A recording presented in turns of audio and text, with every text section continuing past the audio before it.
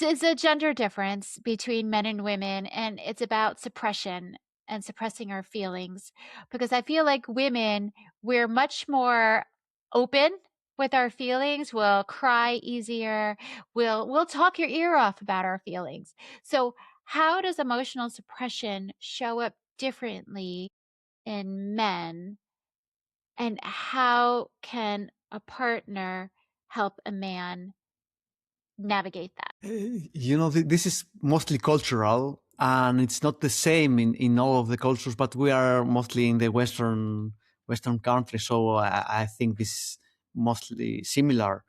And men are taught and grown up to do things, not not act on their feelings, or not to stay with that much.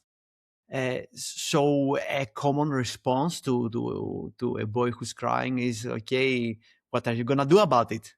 Not describe why do you feel like that. And this keeps, and we're carrying this throughout our adulthood and throughout our, until we're very senior actually, and we are passing it to next generations as well. So we need to give people the permission, to feel, and the permission to be human. Actually, this is what we need.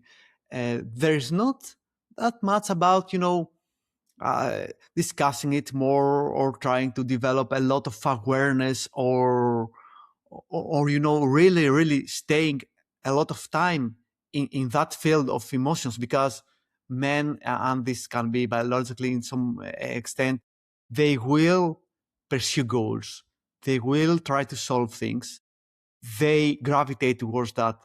But giving someone the space to understand how he really feels about the situation, you might have an argument at work, tapping into how you felt at that moment. Maybe you're angry, or maybe you felt that someone didn't respect you enough, or didn't respect your opinion. Having this understanding that, okay, I didn't feel respected, can give you some information about how you should respond actually. So we're going to give to men and boys some space to understand how they felt about the situation, because this will educate their response, and they will be able to come back stronger actually, because we are tapping into a part of our brain that we are not usually using that much. I think I get it now. So instead of it being so binary, I'm angry, I'm happy, your teaching is the nuance of all the different emotions. And then once they realize what emotion it is, then they can respond accordingly. Am I hearing that right? Exactly. Emotions, are setting us in motion.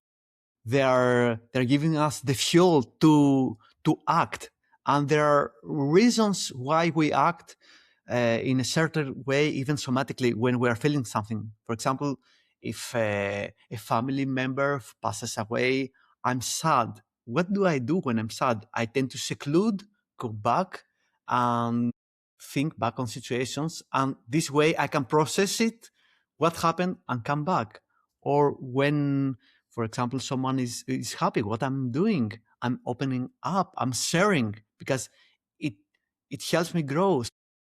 I'm acting, and everyone does this. Everyone acts based on how they feel. So we're going to take that into account, because a lot of the time we are muting our emotions. We are restraining ourselves. We don't allow ourselves to feel something, and maybe we don't allow ourselves to do something after that.